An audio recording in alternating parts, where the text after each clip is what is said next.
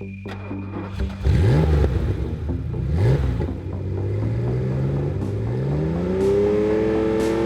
we move into the 1980s, things were changing at Maranello, Ferrari's headquarters. Gone were the days of the front-engine sports car, and that era ended with the legendary Daytona. Enzo Ferrari's race engineers were trying to convince their boss that he needed to take the power plant from the front of the car and put it in the rear of the car, because doing that would follow race concept engineering. It would give a better handling car with more responsive steering and take away some of the understeer.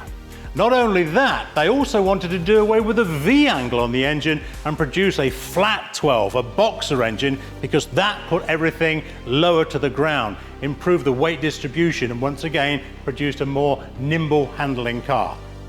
Enzo Ferrari and Pininfarina worked together and produced the legendary 512 BBI, the Berlinetta Boxer.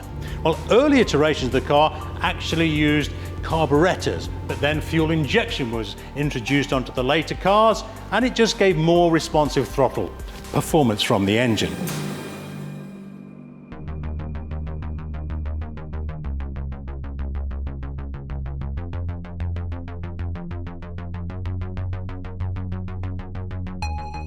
And underneath this truly spectacular louvered engine cover sits the flat 12 engine itself, the Boxer.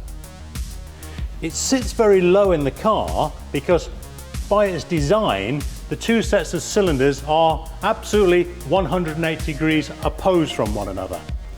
In many ways, it's two engines joined together by a common crankshaft. 6 cylinders oppose 6 cylinders. We have two Bosch fuel injection units, one for each bank.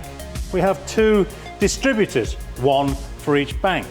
It produces incredible horsepower, but the best advantage, I believe, of the Boxer engine, although it is unavoidably wide, it is weight distribution. When you keep the weight behind the cockpit and you drop the weight as close to the road or track as possible, the end result is a more nimble, better handling car.